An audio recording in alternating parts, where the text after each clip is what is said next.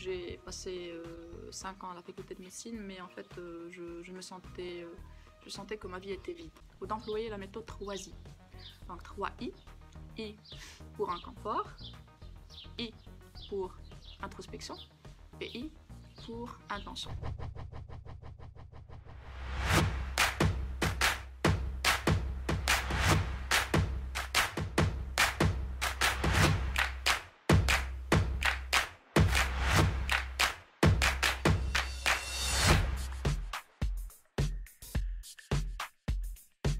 Bonjour, bonsoir, j'espère que vous allez bien. Je m'appelle Sarah, je suis docteur en médecine générale, diplômée de la faculté de médecine et de pharmacie de Fès. Je pratique également le yoga que je partage et que j'enseigne autour de moi.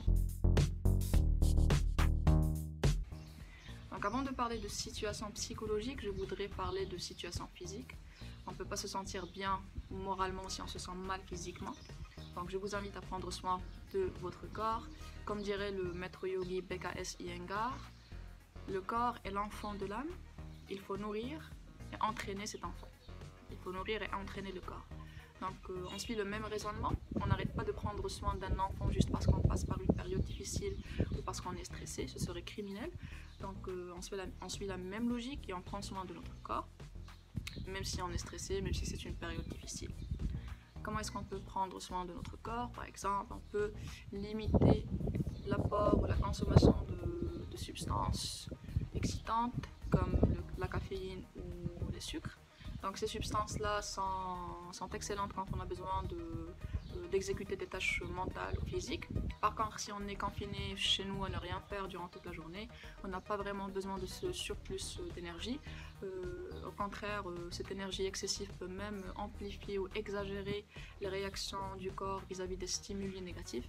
Donc on saisit l'occasion et on permet au corps de retrouver son équilibre et l'équilibre de sa biologie interne. On saisit aussi l'occasion et on s'hydrate, on boit beaucoup d'eau. Donc on peut dire que maintenant qu'on est confiné chez nous, on a plus accès aux toilettes que d'habitude. Donc on saisit cette occasion pour bien s'hydrater. On fait aussi attention à notre sommeil. Donc une hygiène de sommeil défectueuse peut nous rendre plus irritables et moins productifs.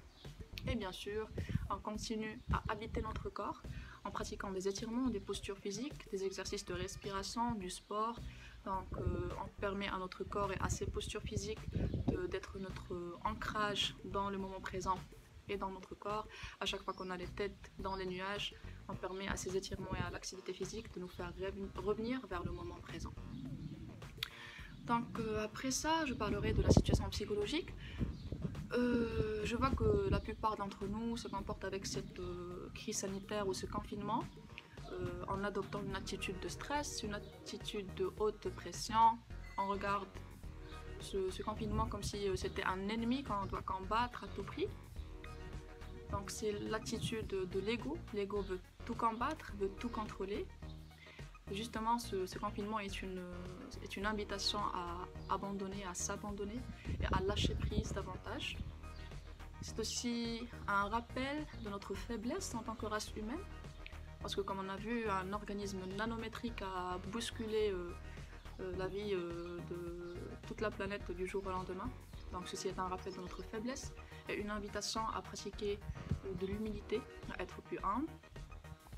Ce confinement est aussi une invitation, une occasion à pratiquer de la gratitude.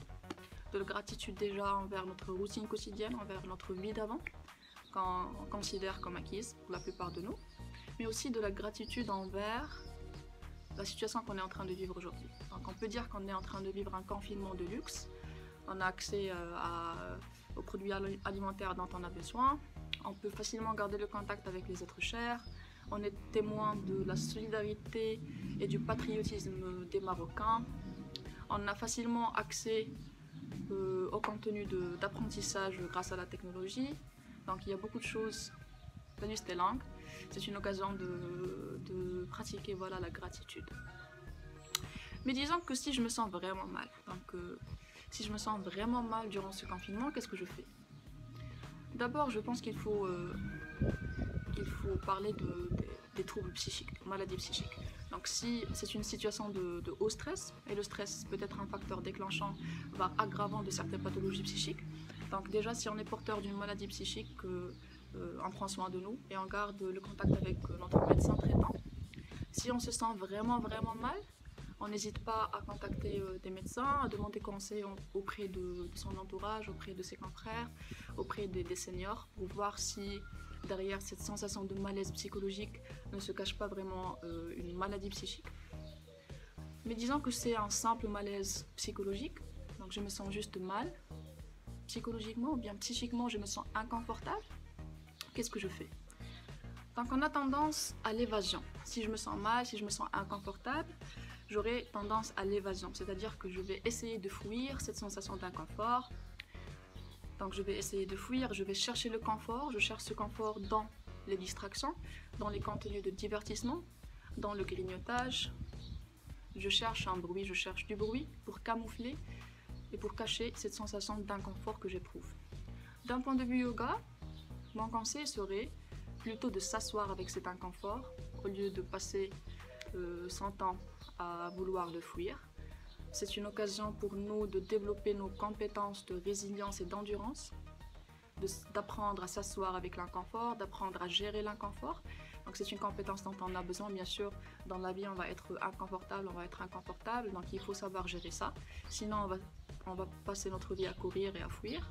Donc je vous invite à vous asseoir avec l'inconfort. Et en vous asseyant avec l'inconfort, je vous propose d'utiliser ou d'employer la méthode 3I.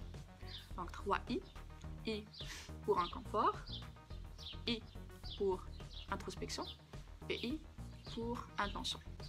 Donc le premier I, inconfort. Je m'assois avec mon inconfort, mais quand je dis inconfort, c'est un mot qui est générique. Donc pour régler un problème, il faut être plus spécifique. Donc je donne un nom à cet inconfort. Est-ce que cette sensation inconfortable est de la peur? Est-ce que c'est du doute? Est-ce que c'est de la colère? Est-ce que c'est de la tristesse? Donc j'essaie de donner un nom à ce problème pour pouvoir le régler. Quand j'aurai défini cet inconfort, je passe à la deuxième étape qui est introspection. Donc introspection, j'essaie de me poser des questions. Par exemple, j'éprouve de la tristesse, pourquoi est-ce que je suis triste? J'éprouve de la colère, pourquoi est-ce que j'éprouve cette colère? J'éprouve de la peur, pourquoi? Donc on continue à se poser la question pourquoi, jusqu'à arriver à la racine, si on veut, de ce conflit psychique qu'on a. Lorsqu'on aura pratiqué notre introspection et lorsqu'on aura un peu compris pourquoi on sent cet inconfort ou cette peur ou ce doute ou cette colère, on passe à la troisième étape qui est l'intention. Donc on se fixe l'intention, on se fixe l'objectif de surmonter ce cap, de le surmonter dans la joie et la bonne humeur. Donc il ne suffit pas juste de survivre, mais plutôt de vivre ce moment pleinement, de vivre le bien, le mal, le confortable et l'inconfortable. On se fixe l'intention de surpasser tout ça. On se dit qu'on est maître de notre bien-être, hein. On est responsable de notre bien-être, on est responsable de notre bonheur. Et on s'arme d'espoir, on s'arme de foi, on s'entoure de positivité, on s'entoure d'amour. Quand je dis amour, c'est l'amour qu'on a pour soi-même, l'amour qu'on a pour nos passions, pour nos loisirs, l'amour qu'on a pour notre carrière, qu'on a pour nos animaux de compagnie, qu'on a pour la nature, pour l'univers, pour le divin. Donc on s'entoure de positivité, tout en se fixant l'intention de surmonter tout ça. Voilà. Je choisis l'art. Donc oui, effectivement, je suis passée par une période dans ma 5e année où je me suis rendu compte que j'ai passé 5 ans à la faculté de médecine, mais en fait je sentais que ma vie était vide, si on veut. Donc dans un premier temps, ça m'a poussé à m'intéresser au para-universitaire. Donc j'ai commencé à participer un peu aux événements qui étaient organisés dans la faculté de médecine. Par la suite, j'ai commencé à organiser, ou plutôt d'être dans le comité d'organisation de ces événements. Et donc le para-universitaire m'a beaucoup apporté dans la vie et ça m'a permis de comprendre que en fait, hors de l'université, hors la médecine, il y a un autre monde, il y a d'autres compétences à apprendre et à cultiver.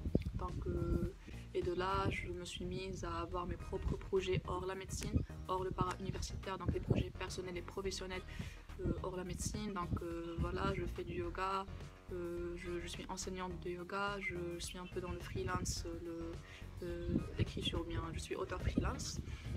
Donc voilà, oui, j'avais une envie et j'ai suivi cette envie, donc j'essaie toujours, ou bien je fais toujours ça.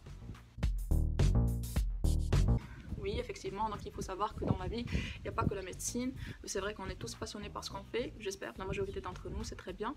Mais donc il y a le savoir-être et le savoir-faire.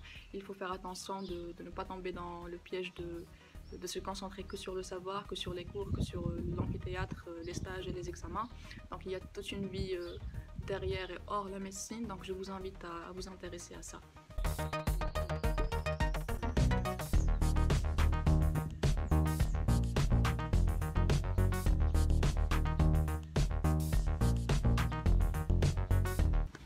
Voilà, je vous dis merci d'avoir regardé toute la vidéo. À très bientôt, j'espère. Et surtout, vivez bien votre confinement. Profitez-en et prenez soin de vous.